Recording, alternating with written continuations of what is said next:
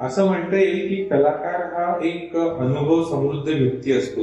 आता या चित्रांच्या माध्यमातून मला बऱ्याच गोष्टी ह्या 28-30 वर्षात अनुभवलेल्या सांगायच्या आहेत. तर ती चित्र तुम्हाला नक्कीच सांगतील. 9 सप्टेंबर ते 15 सप्टेंबरच्या मध्ये नेहरू सेंटरला माझं एक्झिबिशन आहे. त्यात माझे विषय खूप गहन विषय, ऍबस्ट्रॅक्ट, सेमी रिअलिस्टिक, रिअलिस्टिक किंवा सिम्बॉलिक असं म्हणता येईल. त्याच्यातून मी व्यक्त होतोय आणि युनिक पेंटिंग्स मी तयार करतोय आणि लोकांपर्यंत ते विषय पोहोचावेत हे माझं स्वप्न आहे. आतापर्यंत मी आर्ट एक्शन केलं, आर्ट एक्शन पुढे करतच राहणार आहे. जोपर्यंत शरीरात ताकद आहे तोपर्यंत करत राहणार. तर ती शरीरात ताकद आणि मनात कला ती जिवंत असेपर्यंत आपण काम तर करत राहायचं. येस. आणि वेगवेगळ्या विषयावरती मी कला दिग्दर्शन केलेलं आहे आणि त्यामुळेच चित्रकलेची आवड असल्यामुळे मी ह्या चित्राच्या माध्यमातून तुमच्यासमोर व्यक्त होतोय.